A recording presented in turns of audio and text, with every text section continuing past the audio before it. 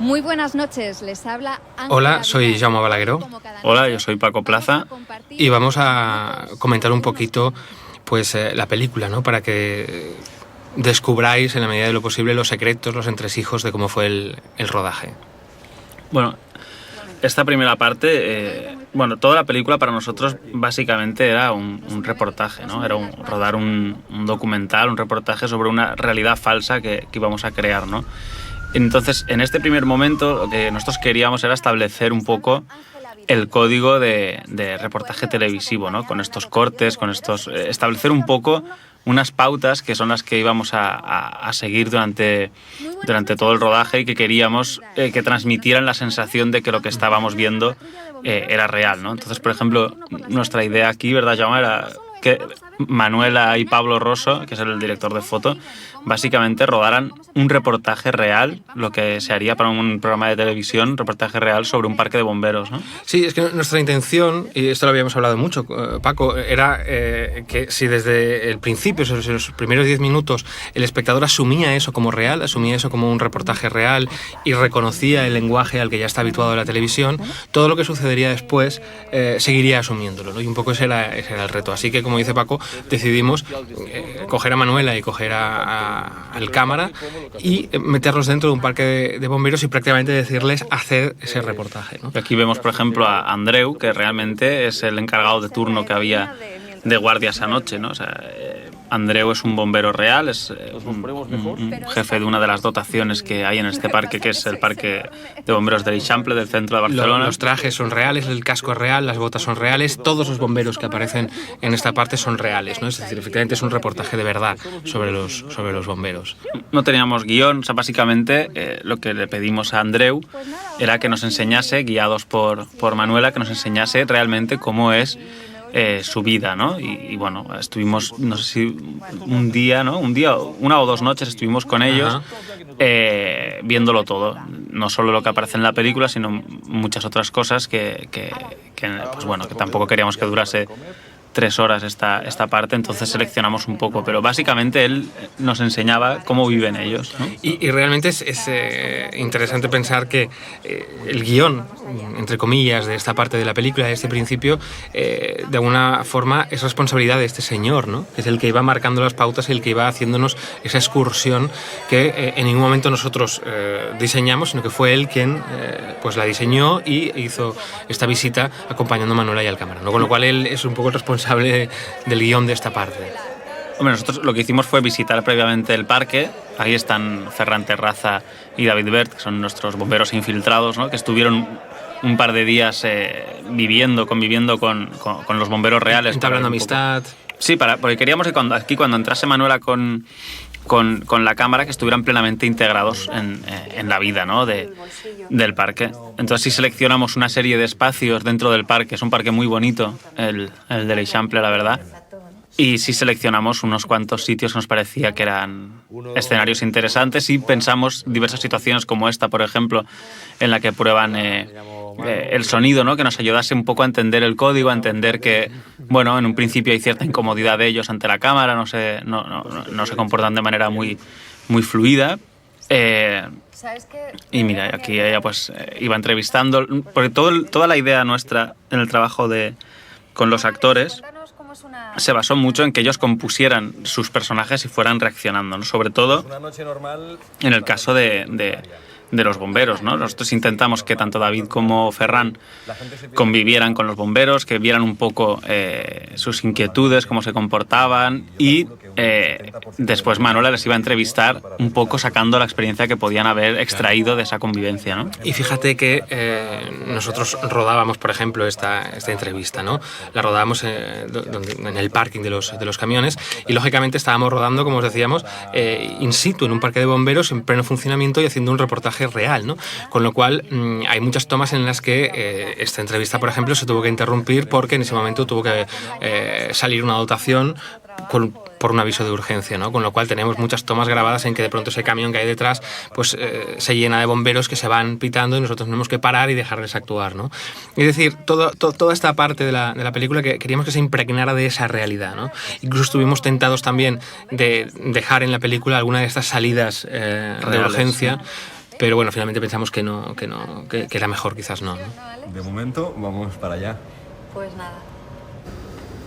Yo creo que era muy importante en esta parte transmitir un poco el tedio y un poco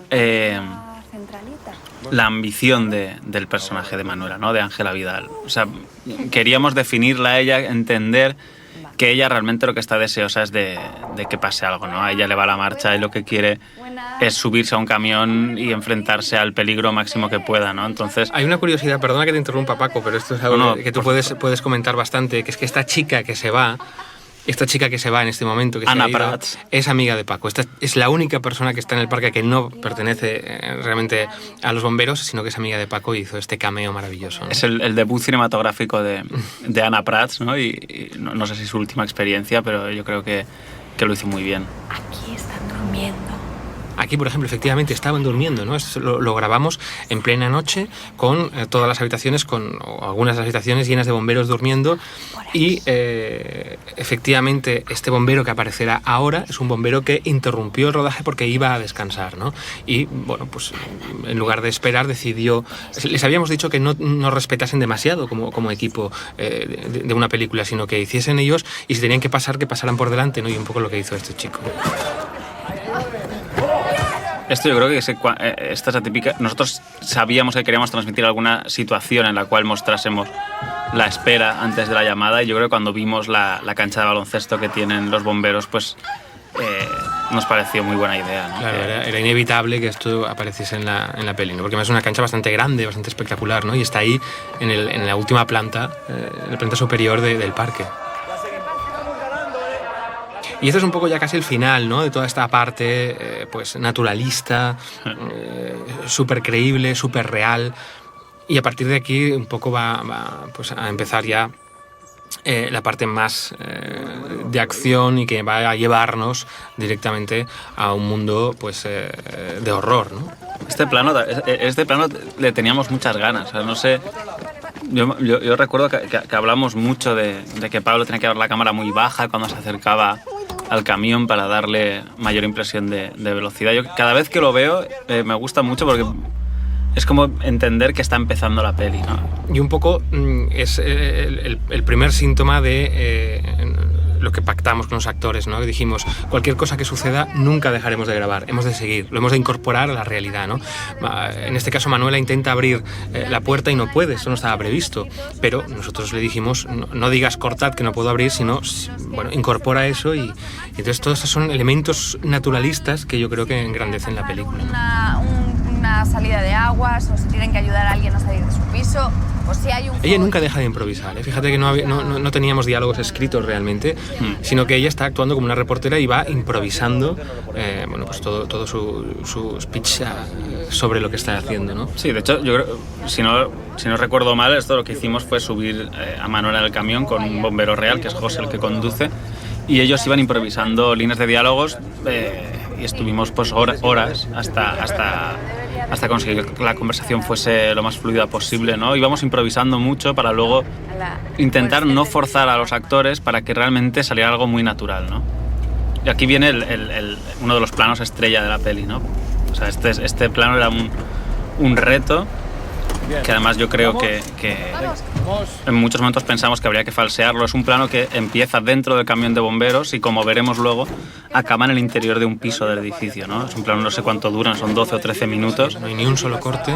Y la dificultad técnica, pues claro, era extrema, ¿no? Sobre todo de coordinación, porque ahora mismo estábamos rodando aquí, pero en el tercer piso estaba el equipo de efectos especiales esperando a que nosotros llegáramos. Fíjate, ¿no? Que todas las personas que están pasando por la calle no son, lógicamente, figuración, sino que son las personas que en ese momento pasaban por la calle, ¿no? Que curiosamente reaccionaron de una forma muy, pues muy natural, ¿no? En ningún momento se pararon cuando nosotros quizá lo que esperábamos que se pararan, que miraran, y no lo hicieron. Supongo que ahí sí que nos quedamos un poco... Una vecina que gritaba como... Fijaos como en el mismo plano, todavía evidentemente no hemos cortado, y se ha incorporado un montón de personajes nuevos que tienen que estar coordinados, ¿no? Que de hecho llevaban varios minutos ya interactuando, ¿no? Porque nosotros, básicamente con los actores, de la manera que trabajábamos era que desde que se dijera acción, aunque estuviéramos en otra planta o en este caso en un camión, ellos debían estar empezando ya interpretar, ¿no? Queríamos coger de alguna manera esa sensación de realidad que no se perdiese en ningún momento, ¿no? Entonces, ellos hicimos un trabajo de mesa con todos los actores para matizar cuáles eran las relaciones entre los distintos vecinos, quién se lleva bien con quién, qué problemas han tenido en el pasado, la personalidad de cada uno. Y lo que queríamos era, desde el momento en que se diera acción, que estuvieran viviendo cómo sus personajes reaccionarían a lo que iba a pasar, que muchas veces ellos no sabían exactamente. Además, era imprevisible los movimientos y la actuación de la cámara, ¿no? Es decir, la cámara tenía total libertad para ir reaccionando de forma improvisada a lo que iba sucediendo. Los actores no sabían nunca qué iba a suceder con la cámara, no había una planificación previa, con lo cual tenían que estar, como decía Paco, interpretando desde ya minutos antes para estar ya preparados y en materia cuando la cámara entrase, en este caso en el portal, ¿no? Imaginemos la complejidad, ¿no?, de un plano como este, donde realmente detrás de la cámara había bastantes personas y luego nos íbamos añadiendo otros. Yo creo que tú y yo estábamos dentro de ese piso viendo el plano por radiofrecuencia, y cuando entra la cámara nos unimos a la expedición, y de repente es una pena que el making of no pudiera recogerlo porque claro, no cabía nadie más, pero detrás de la cámara había una procesión, ¿no? De momento estaba el ayudante de dirección, estaba Fernando Izquierdo, que siempre está detrás de la cámara. Y a veces delante. Y a veces delante también. Luego teníamos a dos personas de sonido, un perchista y un técnico de sonido, que también siempre acompañan. Había un mínimo de 3 personas siempre, tres personas no, porque había también 1 o 2 asistentes de la cámara. Además, habían unas 5 personas fijas siempre, a las que nunca se les ve, ¿no? Y en este plano, por ejemplo, la cámara, si os fijáis, sigue siendo el mismo plano desde el camión y la cámara ha girado sobre sí misma. Entonces, la coreografía para conseguir ocultarnos todos era allá a la izquierda hay una habitación que es donde estábamos nosotros. Efectivamente. Y ahora cuando la cámara giraba el pasillo nos incorporábamos a la comitiva, ¿no? Estos golpes son golpes reales, ¿no? Todo esto son reacciones de verdad, reacciones espontáneas a lo que va sucediendo. Evidentemente, cuando estás trabajando de una forma tan improvisada, pues se dan estas cosas, ¿no? Naturales, golpes a la cámara, etc. Nosotros teníamos clarísimo que esto se tenía que incorporar, ¿no? Y los actores tenían que incorporarlo también en su acting. Conchita. Fijaos lo que decíamos, ¿no? De que los actores ya llevaban tiempo en su acting. La señora mayor que está al fondo no sabía exactamente en qué momento podría entrar la cámara, se guiaba por el sonido del golpe en la puerta, etcétera, pero ella tenía ya que estar interpretando para que en el momento en que la cámara la viese, ella pues estuviese prevenida. Estamos todavía hablando del primer plano, del plano que empieza en el camión de bomberos. Que yo creo que oímos a alguien del equipo decir que no iba a ser posible, y eso es precisamente lo que nos envalentonamos un poco. Un poquito, sí. Hay que hacerlo, hombre. Y hay otro plano todavía más largo en la película, finalmente, creo. Que ya comentaremos, claro. Fijaos, la gran complicación en este caso es que, a pesar de la complicación lógica de hacer un plano tan largo, con tanto movimiento, con tantos personajes que entran y salen, etc., es que, como vais a ver, este plano incorpora un efecto especial, y un efecto especial complicado, que es este que vamos a ver ahora, ¿no? Que es el del mordisco en el cuello. Este efecto especial tenía que estar preparado desde mucho tiempo antes. Aquí llega. Porque era al final del plano. Efectivamente no tenía una planificación para sí mismo, sino que tenía que estar todo previsto para que esto sucediese en el momento, ¿no? Ahí está. Y luego el plano seguir y que nunca se viese el truco de este efecto especial, ¿no? Y esto es algo que ha sucedido a lo largo de la película muchas veces. Y la hace, a nivel de rodaje, muy compleja esta película. Ahí es donde había un corte. Ahí hay el primer corte, sí.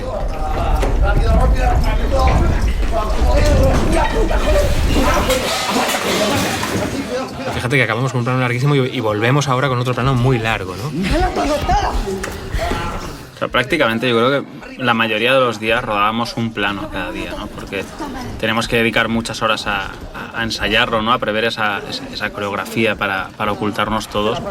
Y nos llevaba la mayor parte del día ensayarlo, ¿no? Luego pues grabábamos, intentábamos hacer 2 o 3 tomas y ya está, ¿no? Es evidente que para dejar a los actores y al cámara esa capacidad de improvisación era necesario tenerlo todo muy preparado, ¿no? Si no tienes un diseño de producción, si no tienes un complejo entramado que te permita, digamos, que suceda luego cualquier cosa, la improvisación sería imposible, ¿no? Se va, abajo.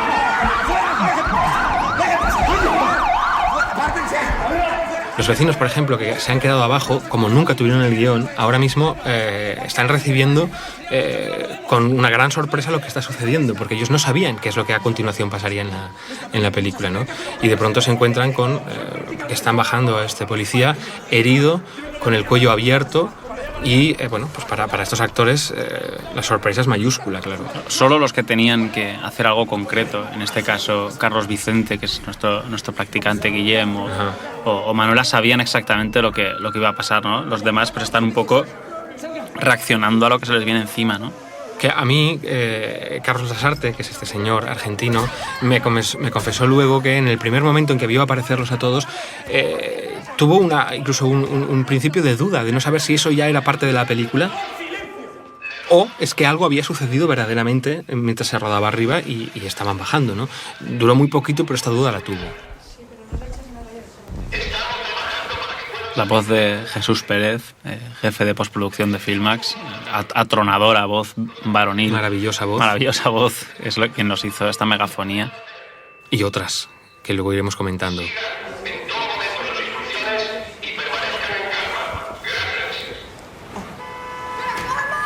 Fijaos que desde que hemos empezado a bajar la escalera todavía estamos en el mismo plano, ¿no?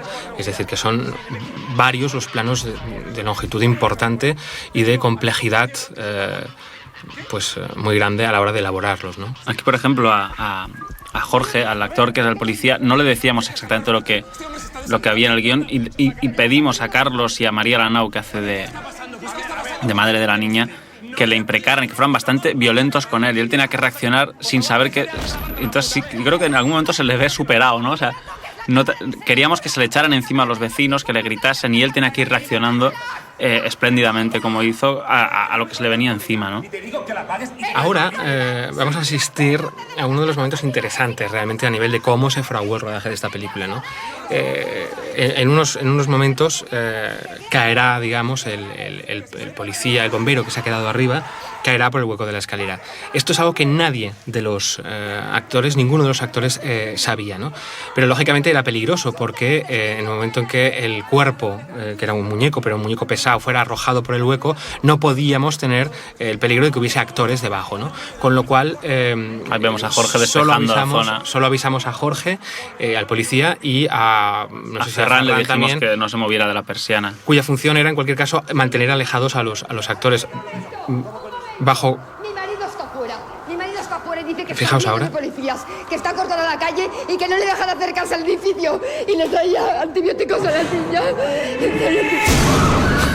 Así que todas estas reacciones que estamos viendo ahora son absolutamente reales. Nadie esperaba que cayera un bombero por el hueco de la escalera, ¿no? Con lo cual hubo tensión verdaderamente, y incluso Teresa, sí, que es la actriz mayor, pues después tuvimos que tranquilizarla porque pasó un mal rato, francamente.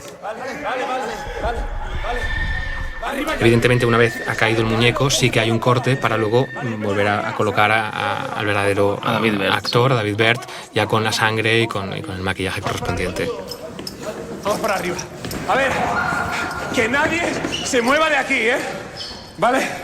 Bueno, y tú deja de grabar de una puta vez, joder. Así que toda esta tensión, todo este estrés y nerviosismo que vemos en los personajes, en los actores, de alguna forma tenía una base real, ¿no?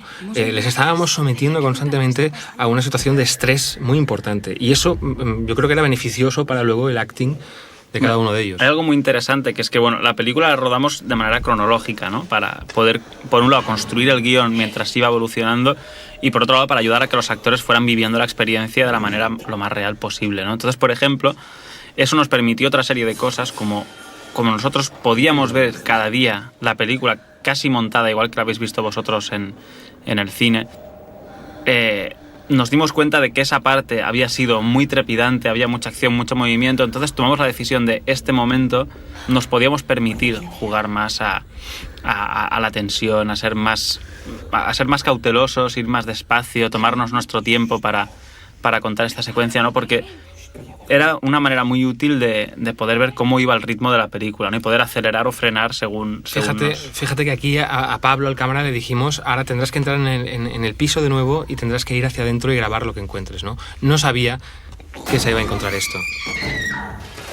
De esta forma se gana siempre una reacción, fijaos los movimientos de la cámara, son los movimientos de susto, ¿no? De espanto real. Susto terrible. Un susto terrible. Ahora viene uno de los momentos que más nos gusta del sonido de la película, ¿no? Ahora veremos el momento del disparo. Vamos a cuando Marta Carbonell arranca. Hasta este momento la película ha sido muy sobria de sonido, porque queríamos que mantuviese la atmósfera de reportaje, de documental.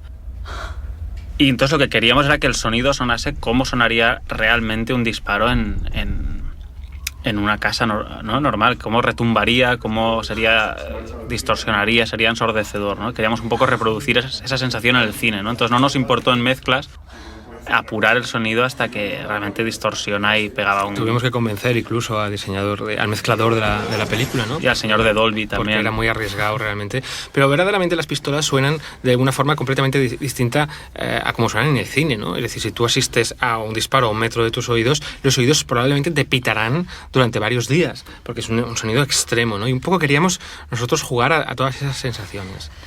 A mí me gustaría también comentar un poquito el papelazo de Marta Carbonell, una actriz pues con una edad y que sin embargo se prestaba a cualquier tipo de actividad física.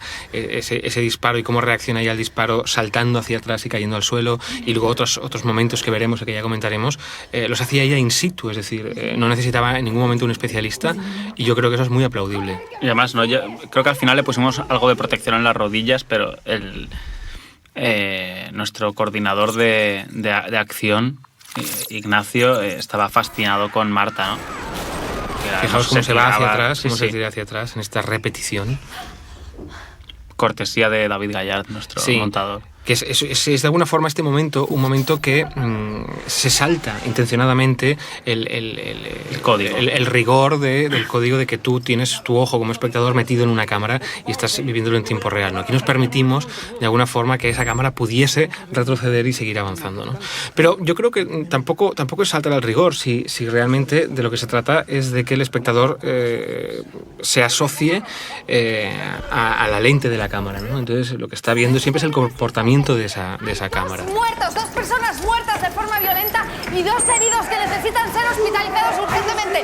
La policía acordonaron la zona y no nos deja salir del edificio. Esta es otra de esas escenas en la que hay una gran participación de un gran número de actores, siempre jugando con la improvisación. Y verdaderamente en muchas ocasiones era bastante caótico, ¿no? Rodar de esta forma, pero de ese caos acababa saliendo algo natural y creíble. Lo que sí hacíamos era ensayar, como luego creo que en el making of creo que se enseña exactamente cómo rodamos esta secuencia en concreto.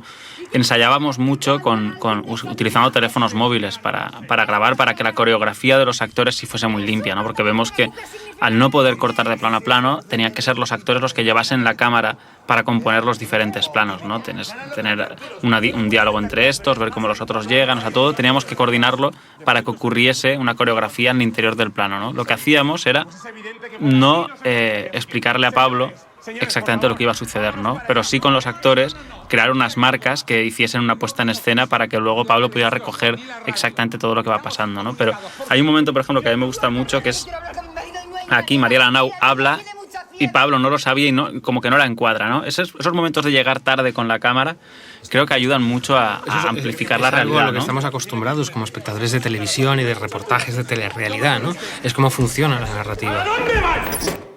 Aquí hay un momento que a mí me fascina, permíteme que lo comente, Jaume, que es cuando Ferran Terraza dice ¿qué? ¿Qué? Recuerdo que había una línea de diálogo que no nos gustaba y creo que fuiste tú que sugirió ¿por qué no dice qué? Es que realmente no tenía mucho sentido ahí, pero funcionaba perfectamente en ese sentido de dar la mayor verosimilitud posible a lo que está ocurriendo. ¿Cuántas veces, Paco, en la vida real la gente dice cosas que no tienen demasiado sentido, ¿no?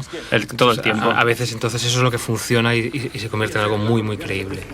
A mí me fascina este momento por el que yo aposté desde el principio. Es el primer momento en que a nivel de diseño de sonido surge algo enfático, espectacular, que es esta especie de sonido de ultratumba. ultratumba grave, que no sabemos lo que es, que parece venir de arriba, que continúa mientras ellos corren desesperados por este pasillo, y que solo en el momento en que se abren las puertas descubrimos que se trata de un helicóptero, ¿no? Es cómo utilizar los sonidos que están integrados en la historia, en la realidad, y cómo utilizarlos a nuestro favor para generar suspense o para generar sensaciones, ¿no?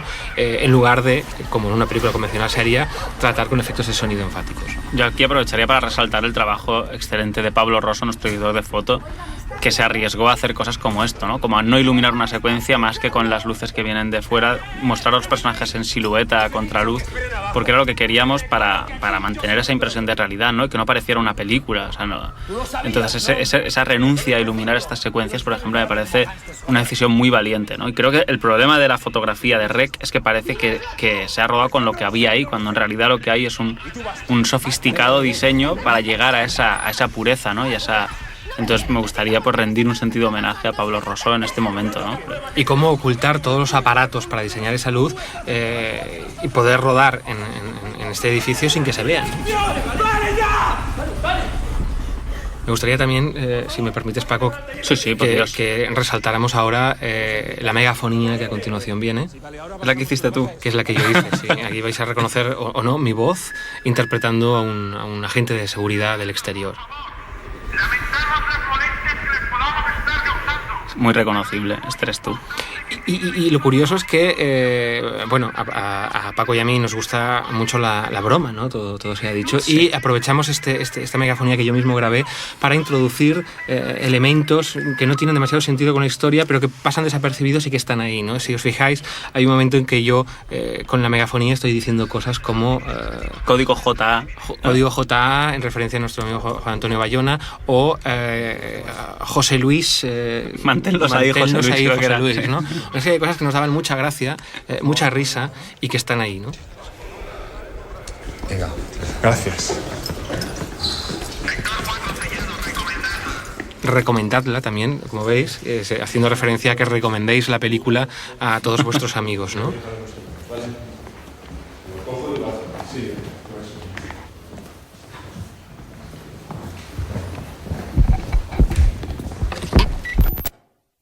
Son casi las 2 de la mañana y seguimos... Y llegamos aquí a un cierto impasse, ¿no? Nosotros éramos conscientes cuando abordamos esta parte de la película en que se trataba de un punto de inflexión, ¿no?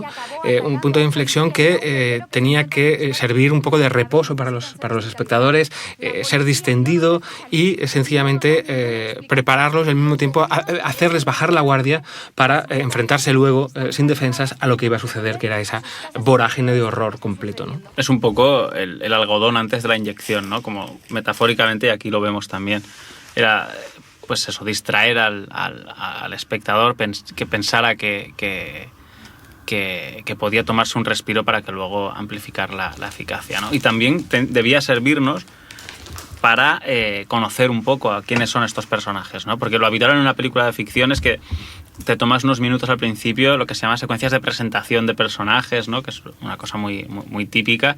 Aquí no ha habido el tiempo, los presentamos durante la acción, ¿no? Que es algo que yo creo que es muy rico y muy agradecido. Entonces nos gustaba tomarnos estos minutos para conocer un poco más quiénes son ellos y de alguna manera para soltar algunas pequeñas claves que como luego se verá, por ejemplo, en la entrevista de la niña, pequeñas claves sobre la trama para intentar averiguar qué es lo que ha sucedido realmente.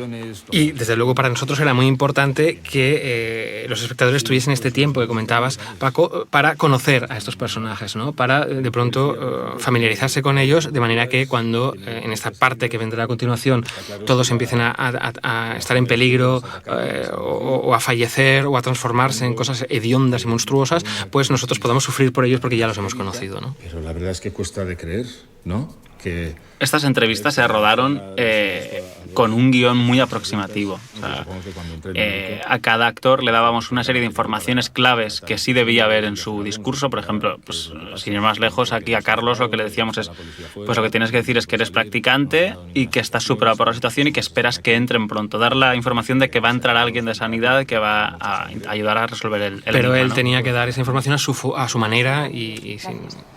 y sin dejar de actuar como el personaje que él ya había hecho suyo, ¿no?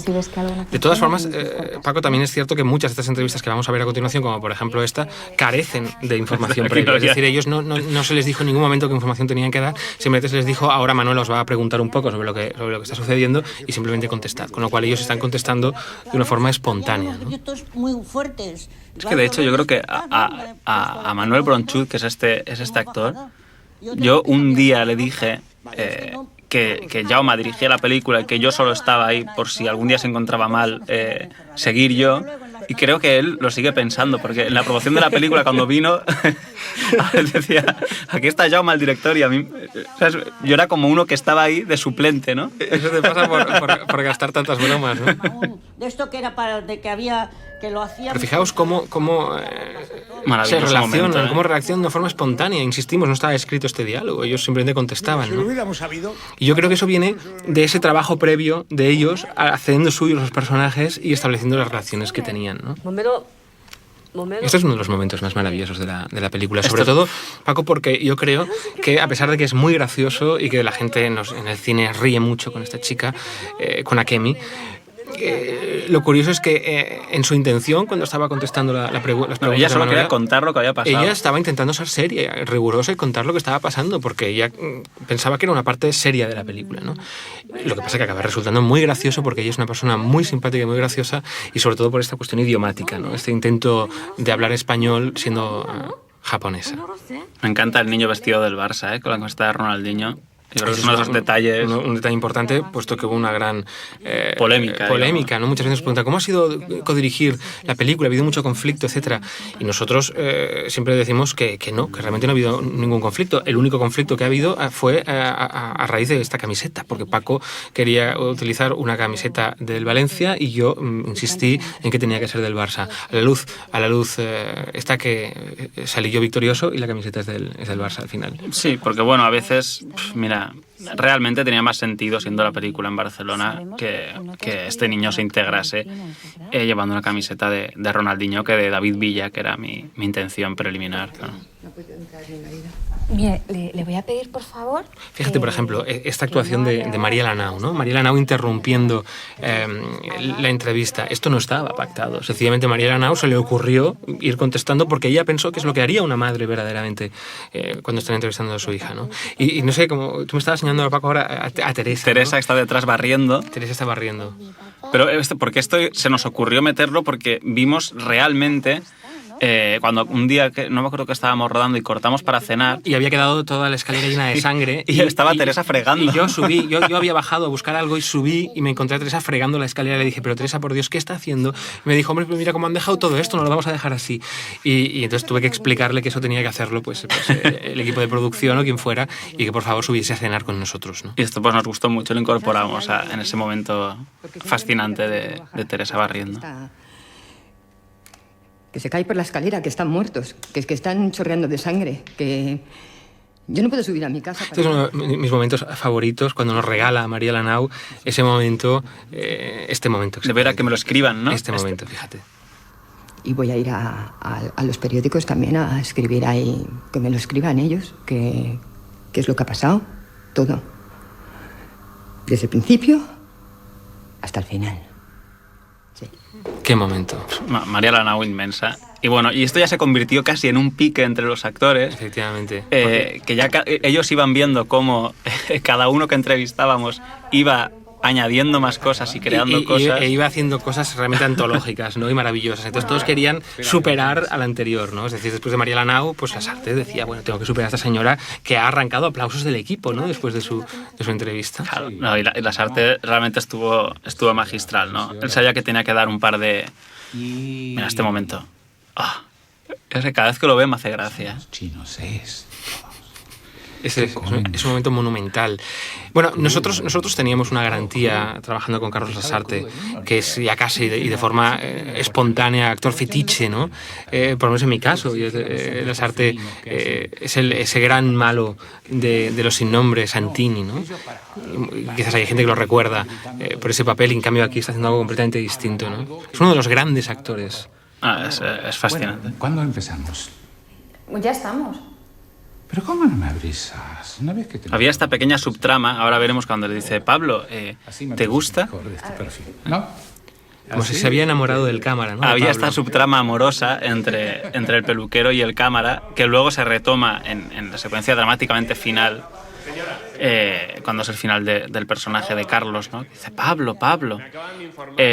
Había esta pequeña subtrama amorosa que hay quien ha conseguido, a pesar de nuestra censura, porque Carlos realmente empujó muy fuerte, apostó duro en algunas secuencias por esta trama, y nosotros le íbamos recortando, ¿no? Parándole un poco los No queríamos pies. a lo mejor caer en el sainete, ¿no? Quizás Exacto. en exceso. Que no se convirtiera, o sea, que no pasara un límite, ¿no? ¿Nos dejarán salir? De vodevil, ¿no? Exacto. Por favor, les pido su colaboración. Es muy gracioso, digamos, cómo en este caso Manel Bronchut confunde el piso, lo confunde verdaderamente, ¿no? Él estaba convencido de que su personaje vive en el tercero o en el segundo, y Teresa dice otro piso, y ahí hay esa discusión, ¿no? Esa polémica. A cada uno le dijimos un piso distinto, ¿no? A ella le dijimos, viven ustedes en el segundo izquierda o en el tercero derecha, y a él le dijimos otro piso. Entonces, para provocar este equívoco, ¿no? Ahora cuando pregunta... Derecha es el piso que vive la señora izquierda, ¿no? Primero izquierda. Yo, mi hija y mi marido que está fuera, que hace rato que está fuera, que Bueno, nos está ya esperando sabemos fuera. que está fuera, señora. Vale, tranquilidad, calma. Segundo izquierda. Nosotros. ¿Ustedes? No, nosotros tercero. No. ¿Cómo? ¿Sí o Nosotros no? vivimos. ¿Sí o no? Bueno, El tercero. bueno, que está. Íbamos poniendo esos pequeños íbamos generando esos conflictos, ¿no? Envenenando un poco para conseguir estos momentos de Y aquí hay humor. este momento nos servía para conocer a los vecinos y sobre todo para plasmar también las relaciones entre ellos, ¿no? Por ejemplo, ver cómo el personaje de María Lanau tiene un comportamiento reprobable, ¿no? Muy xenófobo con Muy el personaje de intransigente Akem, ¿no? para con los extranjeros, ¿no? No te entiendo cuando hablas, es algo así, ¿no? Siempre. Es él el culpable de lo que pasa. Y como aquí se echan mierda unos a otros, ¿no? Igual es él el culpable. O sea, nos gustaba mucho este retrato, este apunte sociológico, ¿no? Que además Dentro es de la muy película. real, porque nosotros en nuestras reuniones de vecinos, en nuestras comunidades, siempre vemos cosas así, ¿no? Pero muchas veces nos han preguntado esta parte de humor que tiene la película, ¿no?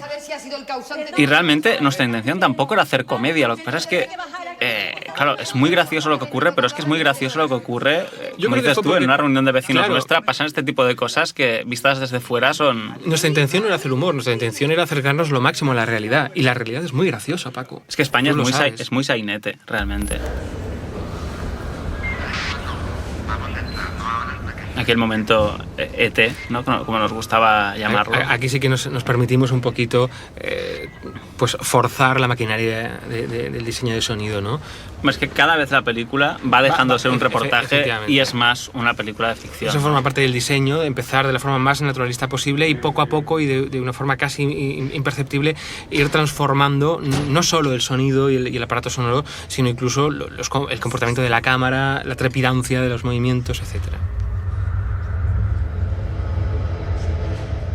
A mí me encanta ahora cuando el lacayo que va vestido de blanco se agacha para darle el maletín, para que no se tenga que... ¿Sabes? Para que no se tenga que agachar el médico jefe, ¿no? Ben Temple, que hace el técnico de sanidad, ¿no? Es como un marqués. El señorito de la El señorito. sanidad. Entonces este se agacha y le da la maleta, ¿no? Esto me encantaba.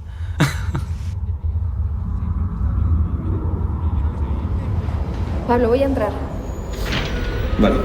Como nos habían anunciado, el agente de sanidad acaba de entrar en el edificio. Estamos viendo Yo creo que este es un poco el momento en que se abre la puerta al horror, ¿no? Es decir, Sí. a partir de aquí quizás la película se va a convertir ya en una experiencia extrema de terror, ¿no? O al menos esa era nuestra intención. No, sobre todo más ficción, ¿no? Yo creo que teníamos claro que la película debía evolucionar a todos los niveles, ¿eh?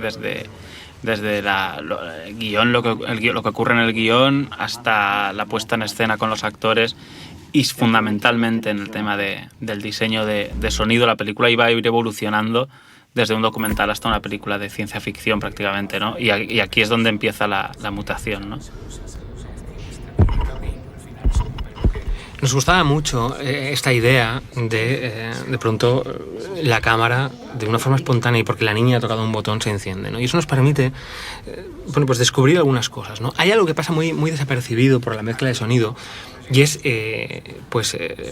lo que les está contando el vecino argentino, el peluquero, a Manuela y a Pablo el cámara, ¿no? Les está contando algo completamente aburrido, insoportable. Y es una pena que en la mezcla final apenas se oye un murmullo, ¿no? Yo creo que nos equivocamos ahí un poco, ¿eh? Sí. Se hubiera estado bien darle un puntín más, sobre todo porque luego en la sala cuando lo bajan un poquito ya no se oye nada. Yo invito a los espectadores que estén viendo esto que pasen el volumen, de nuevo la película en su casa, subiendo el volumen y prestando atención a lo que dice el peluquero. ¿Quién nos dice que no se van a poner esos dos así? Joder, Ángela, no me asustes. Hostia, vaya día. Hostia, vaya día. Bueno, y ahora la situación que veremos a continuación es uno de los primeros planos que pensamos, creo yo, porque una de las cosas interesantes de conocer es que la última versión del guión la escribimos Jaume y yo con Luis Alejandro Verdejo en el edificio. O sea, adaptamos lo que estaba pasando en el guión, lo adaptamos al espacio del que disponíamos, ¿no? En la primera versión de guión, por ejemplo, como ilustración, se trataba de una autoescuela. El taller textil era una autoescuela. Y la cambiamos por un taller textil porque es lo que había en el edificio, ¿no? Entonces, uno de los primeros planos que como tal imaginamos fue ¿no? Porque el espacio tenía estos ventanucos arriba, entonces ello nos llevó a pensar ¿por qué no hacer una secuencia casi como si fuera una cámara de videovigilancia, ¿no? A grabarla desde lejos, que no se oiga lo que están diciendo, que era bastante arriesgado, ¿no? Pero era creemos que esos son los momentos de la película en los que ser fieles y ser rigurosos al estilo que hemos elegido hacen que el espectador se lo crea más, ¿no? Está muy bien tener esta secuencia tan larga en la cual no oyes nada de lo que está pasando y casi ni puedes ver lo que está ocurriendo, ¿no? Para nosotros era muy interesante eso. Pero dime algo, joder.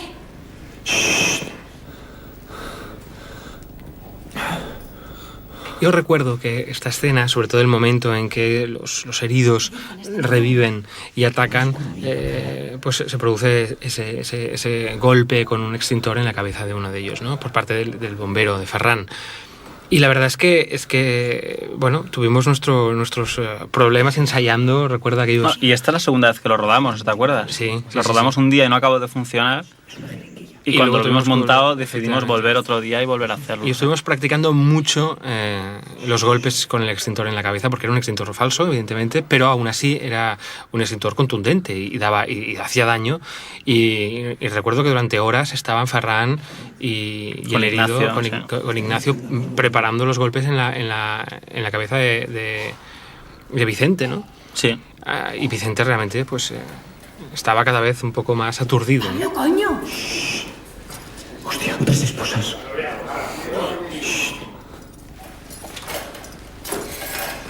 Escúchame. ¿Qué coño pasa? ¡Hostia! Fijaos ahora en el golpe del extintor. Coge el extintor, le dice. ¿Qué pasa? ¡Dime algo! ¿Qué está pasando ahí dentro? ¡Buah! Ahí está. ¡Pablo, por qué gritan! ¡Pablo, contéstame, hostia! ¡Vámonos, corre! Este es otro de estos planos larguísimos, ¿no? Que llevamos ya varios minutos con él y aún continúa. ¿Pero qué coño hace? ¡Que falta Guillem! ¡Que falta Guillem! ¡Que le han mordido! ¡No podemos dejarle salir! Cada vez que grabamos este plano debíamos volver a colocar el cristal, un nuevo cristal, porque al final de este plano el cristal se rompe, ¿no? Y bueno, teníamos un número limitado de cristales, con lo cual hubo un momento en que nuestra presión por conseguir la toma buena, sobre todo porque este plano pues, resulta más complejo de lo que parece, ¿no? Parece un plano más o menos sencillo, pero resultaba bastante complicado. Tuvimos muchas discusiones aquí sobre si escupía sangre, cuando abría la sangre, luego al final casi se ve, pero es lo típico que en el rodaje discutes por cosas que luego no tienen tanta importancia. Y aquí viene el momento oráculo, ¿no? El momento en el que Ben Temple, que es este personaje, va a explicarnos y va a explicar a los vecinos la historia del origen de la alarma, ¿no? de la infección. Hay un momento que fascina a Paco, a mí también, a Paco más quizá, que es ese momento en que de alguna forma de contagio, ¿no? De simbiosis. Fijaos en el gesto que... Pero aún falta un poco, ¿no? Ben Temple era un gesto con la mano, creo.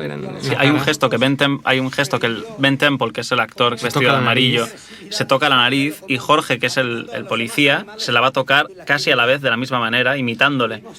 Porque sin darse cuenta, está tan metido en situación. Fijaros, a ver. Casi ahora. Toca nariz. Eso es maravilloso. Yo creo que cuando ves cosas así es cuando te das cuenta de que vale la pena hacer cine, ¿no? Aquí es donde descubren que el perro se llamaba Max. Saben que el perro fue hay algo raro con ese perro que han encontrado cuando lo han analizado. Hay algo muy interesante ahora, porque es imperceptible, pero está ahí, ¿no? Y fijaos en este movimiento de cámara que pasa por detrás del cuerpo del médico. Ahí ha habido un corte. Y es completamente imperceptible. Alex Villagrasa, que es el técnico de digital de la película, hizo este corte para permitir que la niña no tuviera que estar con la sangre en la boca desde hacía 5 minutos. Claro.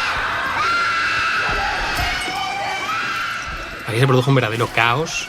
Sí. Porque evidentemente María Lanau tenía libertad para reaccionar como quisiese, y reaccionó como una madre completamente enloquecida ante Nosotros indicamos al policía y al médico que las posaran, pero claro, ella no ayudaba, porque a ella le habíamos indicado que intentase ir a buscar a su hija. Y pasase lo que pasase. Es un poco lo que decíamos, de que cada uno tenía sus propias instrucciones, ¿no? Eran instrucciones para cada personaje y completamente distintas y contrarias a veces. Pero no podemos tener aquí infectados. ¿Cuánto por ahí? Se le dimos órdenes específicas a bajar a todos aquí abajo. No teníamos ni idea. Pensábamos que todos estaban aquí, joder. Bueno, esto es lo que decíamos un poco antes, ¿no? Ellos todo el rato estaban reaccionando porque la cámara en cualquier momento iba a girar, iba a captar lo que estuvieran haciendo, ¿no? Entonces, nunca se paraba. Era muy intenso, realmente. O sea, era muy intenso. Yo me acuerdo que acabábamos un poco a veces con dolor de cabeza, como...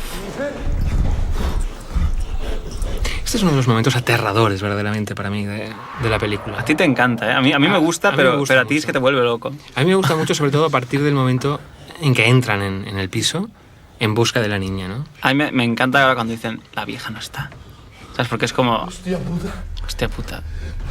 La vieja no está. Ahí está. Y la otra. O sea, me fascina la forma en que los espectadores... son la cámara y van entrando en primera persona en este edificio, ¿no? Sintiendo el miedo, ¿no? Bueno, lo que hablábamos antes de que la película aquí ya se ha convertido en una película de horror. De horror, una película, si quieres, más convencional en la propuesta.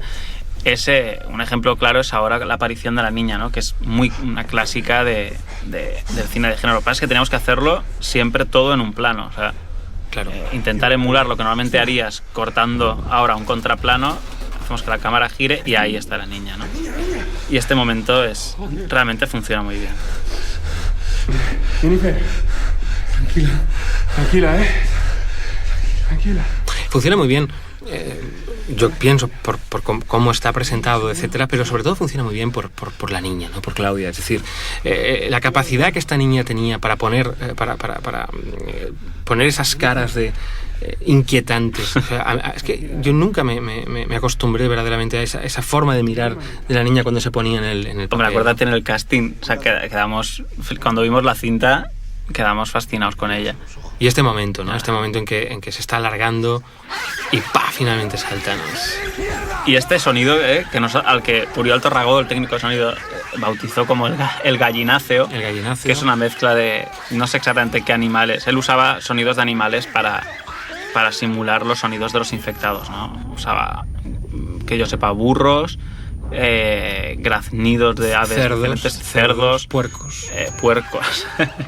Y yo creo que aquí el llamado gallináceo, ¿no? Es más agudo. Y cada uno de los tenía su sonido poseídos, ¿no? Cada uno de los infectados tenía su propio sonido que él trabajó durante horas. Hizo una investigación súper exhaustiva para cada uno de ellos, ¿no? Basándose en cómo se comportaba y en cómo era, ¿no? Y ahora viene uno de los momentos más celebrados de la película, que ya cuando lo estábamos rodando...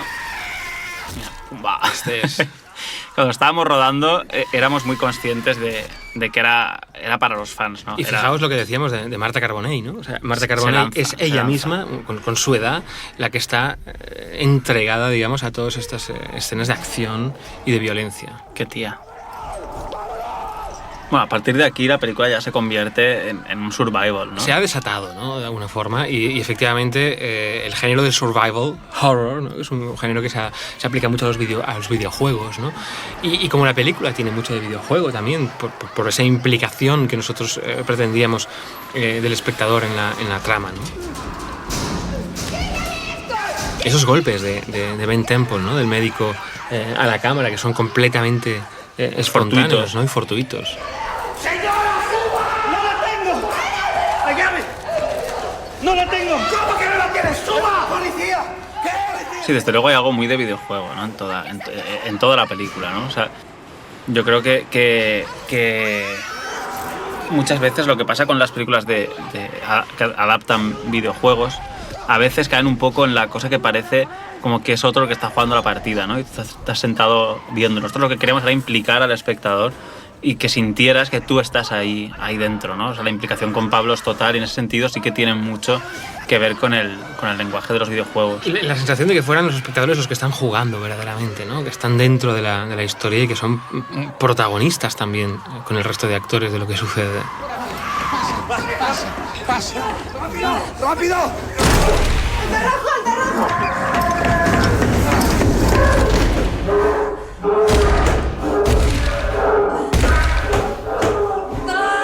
Hay algo que quizá podríamos aprovechar este momento para comentar un poco el trabajo con Pablo Rosso, ¿no? de luz. Nosotros lo que queríamos que la película se fuera oscureciendo progresivamente, ¿no? Que desde un comienzo muy luminoso, sobre todo ya si tomamos como arranque de esta segunda parte de la película, las entrevistas que son muy luminosas, iluminadas con fluorescentes, lo que queríamos era que la película funcionase un poco como un ascenso a los infiernos, ¿no? Nos gusta decir mucho que la película la planteamos intentando invertir lo habitual, ¿no? Que cuando vas bajando cada vez es más oscuro, más peligroso. Aquí queríamos al revés, que mientras vas subiendo de nivel o de pantalla, por usar un poco el lenguaje del videojuego, ¿no?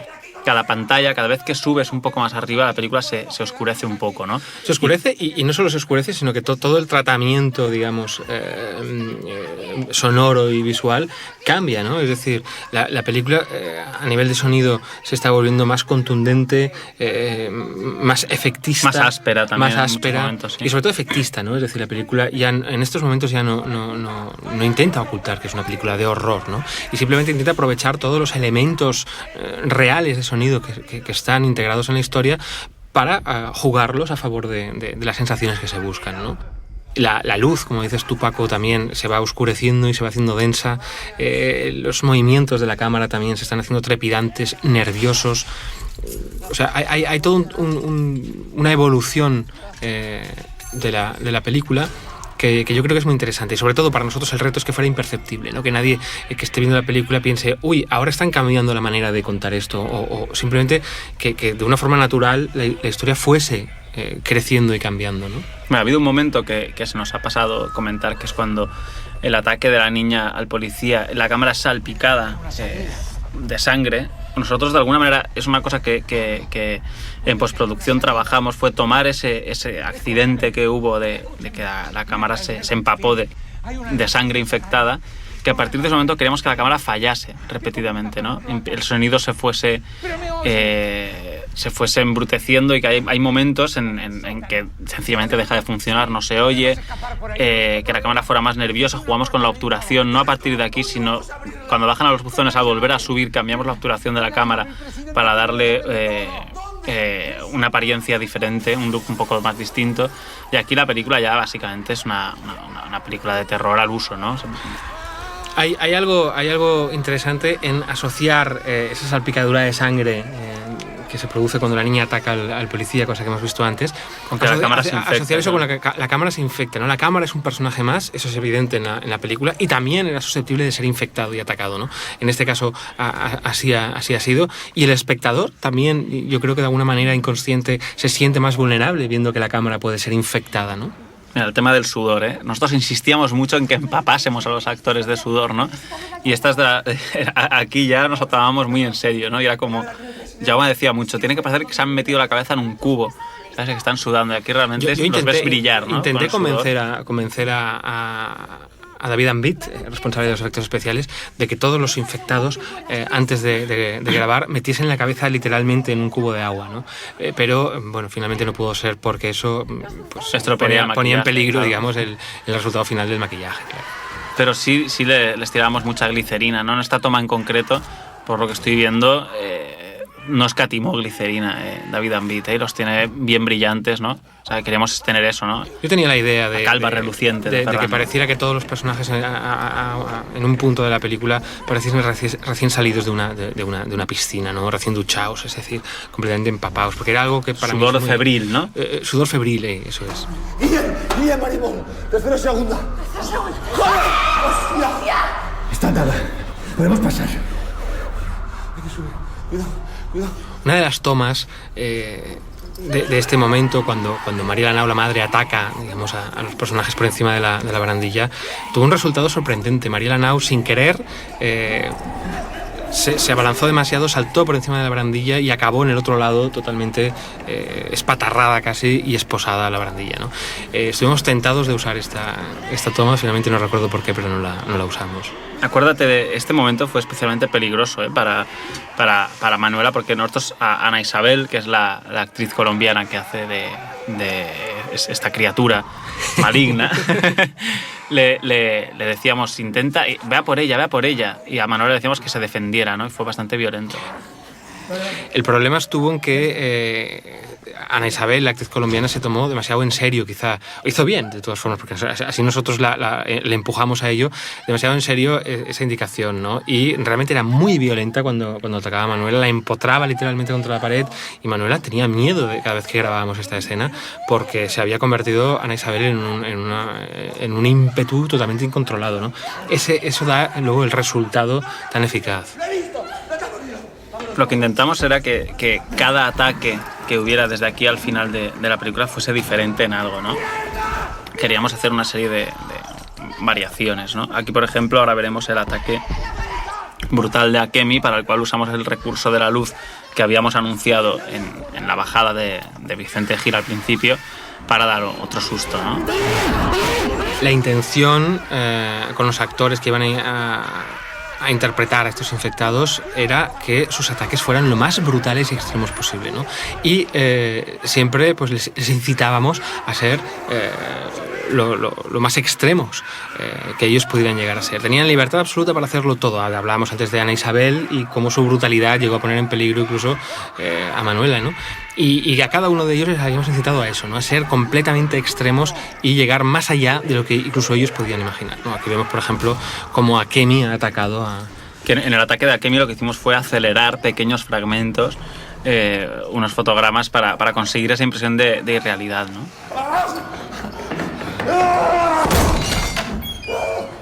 A mí me fascina, tú lo sabes, Paco, siempre este momento, ¿no? En que de pronto se produce una transformación del ambiente, ¿no? Entramos en un piso donde suena un televisor y donde es como que hemos entrado en un mundo completamente distinto. Y a ellos, tanto a Pablo, a Cámara como a Manuela, les dijimos: tenéis que entrar en este piso y encontrar unas llaves. No les dijimos dónde estaban y tenían que verdaderamente buscarlas y encontrarlas, ¿no? Ese era el reto.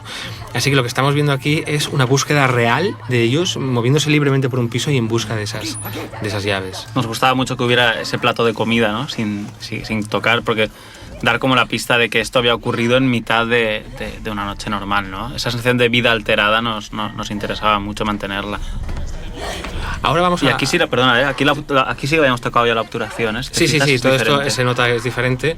Está la obturación alterada. Y fijaos en este momento que para mí es genial. este golpe fortuito y real en la cabeza con la cámara de Manuela, ¿no? Quisimos aprovecharlo y con el diseñador de sonido ideamos este momento que para mí es fascinante, en que el sonido te sumerge en un mundo extraño y profundamente inquietante, ¿no? Y esto, a partir de ese golpe, cómo utilizar las cosas los pequeños accidentes que realmente sucedían durante el rodaje, cómo utilizarlos a favor de la película, ¿no? Venga, vamos, vamos.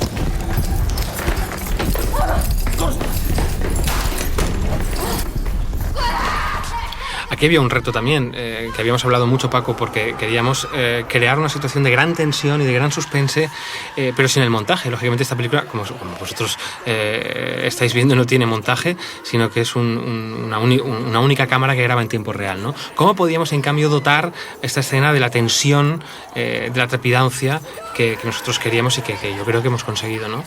Era difícil, ¿no? Era en una misma toma teníamos que conseguir implicar toda esa tensión. Y ahora empieza la parte que nosotros nos referíamos siempre como el piso de Madrid, que vamos, desde el momento de escribir el guión con Luis, siempre hablamos de que queríamos que la película desembocara en esta especie de terror, si me permites, terror cósmico, ¿no? O sea, hablábamos mucho de Lovecraft, de un poco de la sensación de horror ante algo maligno, poderoso y desconocido, ¿no? Que desprende cuando lees los libros de Lovecraft, y queríamos un poco transmitir esa sensación. No sabíamos exactamente cómo plasmarlo, no sabíamos qué ocurriría en esta parte, pero sí queríamos que la película, que había empezado como un reportaje y había evolucionado a una película de horror y un survival horror, en esta tercera y última parte fuese una película de terror casi sobrenatural. Casi sobrenatural, sí, sí. Y fíjate cómo toda la atmósfera que hay en este piso de Madrid, ¿no? Es distinta, es mucho más cinematográfica, es mucho más oscura, es mucho más de película de horror al uso, ¿no? Ven, alumbra aquí. ¿Dónde?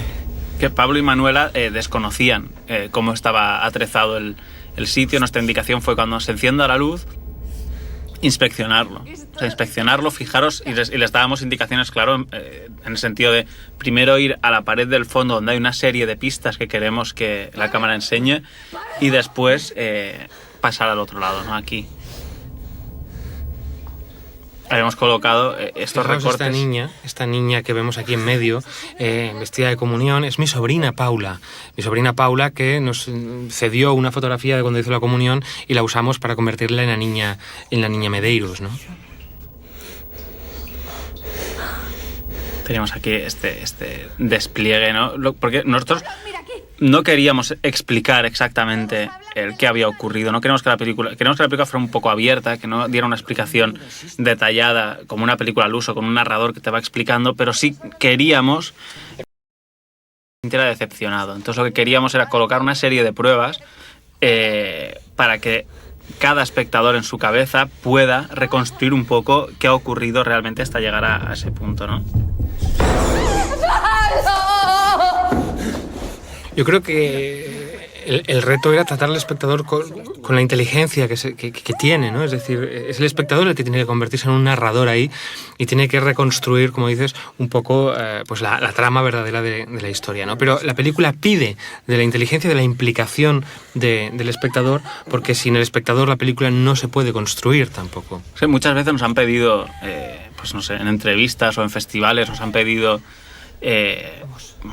una explicación, ¿no? Pero bueno, exactamente esto. Nosotros lo que siempre decimos es que si realmente esto ocurriera y una cámara de televisión grabase, tampoco podría entenderlo todo ni captar todo. Simplemente se dedica a intentar desesperadamente, como vemos aquí, ellos intentar entender qué es lo que ha ocurrido, pero nadie se lo va a explicar, ¿no? Entonces el espectador de alguna manera es partícipe de esto y tiene que a través de las pistas que va encontrando reconstruir su historia. El espectador no es un espectador al uso, no es un espectador de una película convencional, es decir, alguien que está fuera, que es omnisciente y puede comprenderlo todo, sino que forma parte de la película, es un personaje más de la película y por lo tanto tiene que tener la misma limitación que el resto de personajes a la hora de comprender la historia, ¿no?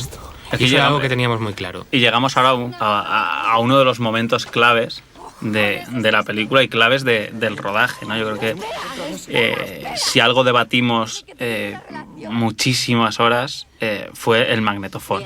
Ajá. ¿No? O sea, el uso del magnetofón, qué informaciones queríamos dar en el magnetofón para que pareciese que realmente lo han encontrado allí, que no pareciera que es un personaje que nos lo va a contar, pero es un poco una trampa, ¿no? Porque realmente sí es un instrumento para explicarle al espectador esa serie de pistas de las que hablábamos antes. Claro, son unas claves, una serie de claves esparcidas para que sea el espectador, como decimos, quien tenga que recomponerlo todo, ¿no?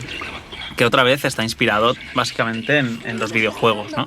Claro. O sea, esto es lo que... Cuando estás jugando a Resident Evil, de repente encuentras un documento que es revelador, que te explica una serie de pautas, ¿no? Y que tienes que guardar en el inventario, ¿no? Exacto, yo creo que tuviera ese rollo de juego y de experiencia, ¿no? Que al fin y al cabo es lo que queríamos con la película, ¿no? Que la película se convirtiese más que en una película narrativa, en una experiencia, ¿no? Para el espectador, que fuera una atracción de feria donde el espectador se sumerge y vive una serie de sensaciones acompañando a esta gente. La niña Medeiros debe morir. Está hablando de la niña, Pablo. Esa niña estuvo aquí. Debemos terminarla y borrar todas las huellas de su paso. Todas estas claves que permiten al espectador reconstruir o prever lo que va a suceder le llevan directamente a este nivel siguiente, siempre con esta nomenclatura videojueguil, este nivel ya profundamente terrorífico, que es yo creo que ya el gran clímax de la película, ¿no? Ya tenemos una serie de claves para hacernos una idea de lo que podemos encontrarnos a continuación y entramos ya directamente en el tramo final profundamente perturbador de la película. Esta era nuestra intención, por lo menos, ¿no? Y ahora viene uno de los momentos más comentados, ¿no? Hubo que tener mucho cuidado porque en este caso Manuela desconocía que esta trampilla iba a abrirse y era peligroso. No podía abrirse hasta que ella estuviese a salvo, digamos, y no justo debajo, ¿no? Con lo cual era un poco complicado. No, Pablo, no. Estamos en el ático. Bueno, ahora viene uno de los momentos más comentados, ¿no? Y que un poco es un ejercicio clásico de terror, ¿no? O sea, todo el mundo sabe que va a pasar algo allá arriba, que va a haber un susto, ¿no? Lo único que no sabes es cuándo. Y un poco es jugar a dilatar ese momento, ¿no? Jugar con la expectativa del espectador. Jugamos con el hecho de que el espectador sabe a ciencia cierta que va a suceder algo y simplemente lo estamos dilatando, ¿no? Y el espectador se está estresando porque sabe, y ahí es donde el estrés estalla, ¿no? Esto nos lleva a un último cambio a nivel de percepción de la película, ¿no? Es decir, la cámara ya no sirve porque se ha roto la antorcha, ya no sirve para iluminar y ahora solo podremos utilizar la visión nocturna si queremos seguir viendo qué sucede, ¿no?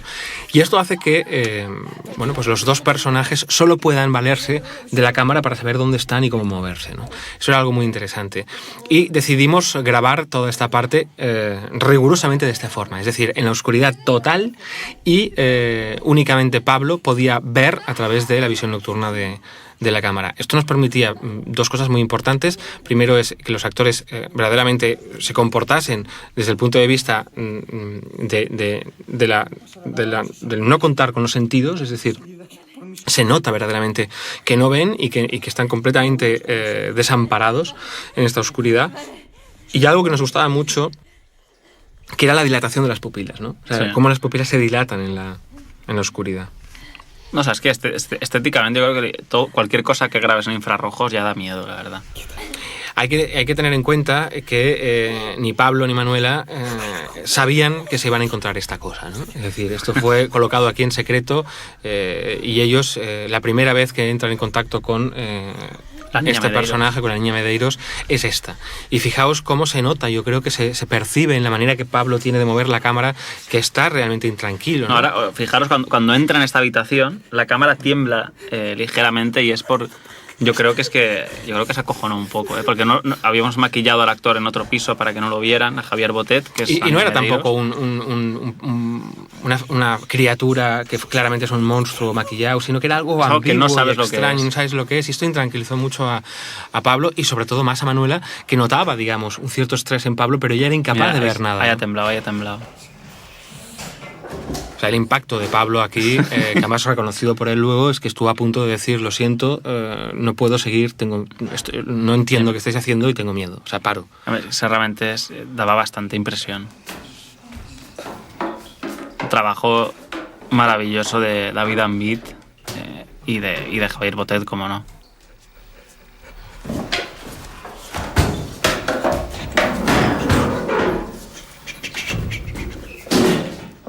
De alguna forma yo creo que el miedo que estamos viendo en los personajes es un miedo que tiene raíces muy reales, ¿no? Ellos estaban pasándolo muy mal, como nos comentaron luego en estos momentos, pero no podían dejar de grabar porque la premisa era nunca dejéis de grabar, ¿no? Es decir, queremos que lo que esté en la película es lo que vosotros sentís de verdad.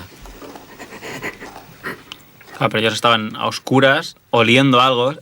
Al final nos fijamos en el último plano que aparece Manuela, cómo olisquea el aire, oliendo algo y oyendo ruidos muy extraños, pero claro, sin ver nada. Realmente la situación de estrés que tenían era... Una de las cosas, Paco, que nosotros preparamos fue colocar fuentes de olor en este espacio, en este piso de Madrid, muy desagradables, que ellos no supieran exactamente qué eran y no reconociesen, ¿no? Entonces realmente les tranquilizaba mucho qué es lo que huele tan mal, porque olía como si hubiese animales muertos y eran olores artificiales que nosotros habíamos colocado para tranquilizarles. Un poco en la línea del odorama, ¿no?, que hacía William Castle. Efectivamente, porque la idea venía de ahí, sí. Aquí hay un momento muy bonito que la cámara se queda sin sonido. Yo me acuerdo que llegamos a plantearnos que quedase muda la película hasta el final desde este punto, pero realmente estuvimos investigando y era mucho más efectivo la manera en que finalmente ha quedado, ¿no? ¡No te oigo! Aquí es un momento en que Manuela cogió realmente la cámara ella, ¿no?, para grabar y es cuando ve por primera vez a la niña, porque ella no lo había visto. Efectivamente. Y esta reacción es real. Fijaos cómo está un momento parada diciendo ¿qué es esto? Y luego se asusta y se va hacia atrás hasta que efectivamente la cámara cae, ¿no? Y este plano final, del que hemos hablado mucho, Paco, y del que estamos muy contentos. Porque básicamente aquí la premisa que teníamos, que era que la cámara era un personaje más, aquí alcanza todo su esplendor, ¿no? O sea, ya ni siquiera hay nadie sujetando la cámara, ¿no? Es la cámara, ella sola, la que permanece grabando. Y la única que sobrevive. Por tu puta madre.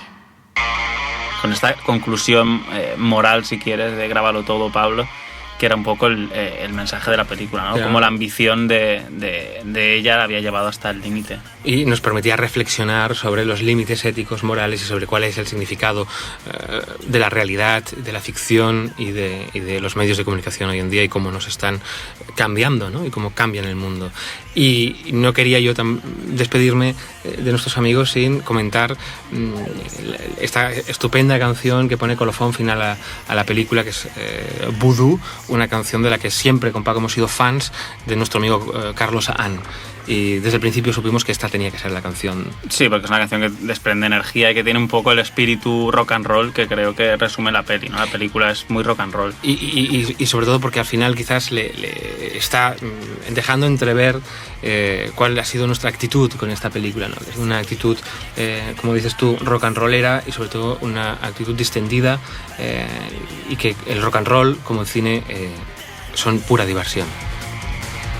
Bueno, pues yo creo que con esto nos vamos a despedir. Ha sido un placer compartir la película con vosotros y poder repasarla ahora meses después del rodaje, ¿no? Y nada, pues esperemos que lo hayáis disfrutado tanto como nosotros. Ha sido un placer y pues nada, un abrazo y hasta la próxima. Hasta pronto, ¿no? Hasta la próxima. Un abrazo muy fuerte.